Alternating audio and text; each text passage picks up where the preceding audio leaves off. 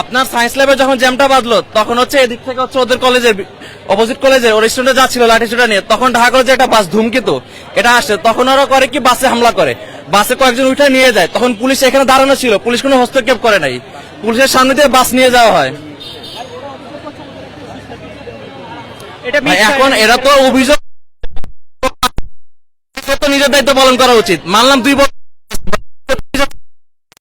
পুলিশের দ্বারা বলে তোমরা মারামারি করো তাহলে তো হবে না, পুলিশের দায়িত্ব তো মারামারি থামানো। পুলিশের সামনে যদি বাস নিয়ে যায় পুলিশকে দাঁড়া দাঁড়া দেখবে, তখন তো নিজ দায়িত্বে গিয়ে বাস নিয়ে আসতে হবে আমাদের কলেজের। এটা তো পুলিশের দায়িত্ব, পুলিশ তার দায়িত্ব পালন করবে। এখন আপনি যদি বাসটা ভাঙার পরে যদি আপনি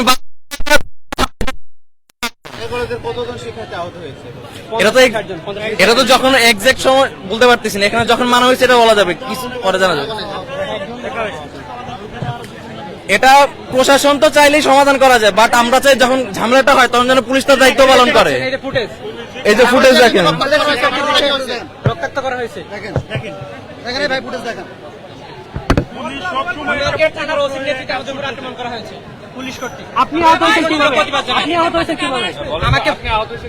আমাকে হচ্ছে পুলিশ লাঠি চার্জ করছে, এই যে আমার হাতের মধ্যে এই যে দাগ, প্লাস হচ্ছে আমার পিছনে আঘাত করা হয়েছে কোনো কারণ ছাড়াই।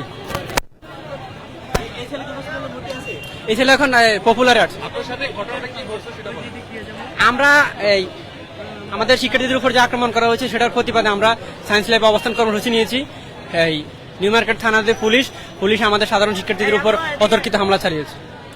এই যে আমার হাতের মধ্যে এই যে অবস্থা। আমাদের অনার্সের 50 থেকে 60 জন শিক্ষার্থী আহত হয়েছে। আমরা এর তীব্র নিন্দা এবং প্রতিবাদ জানাই।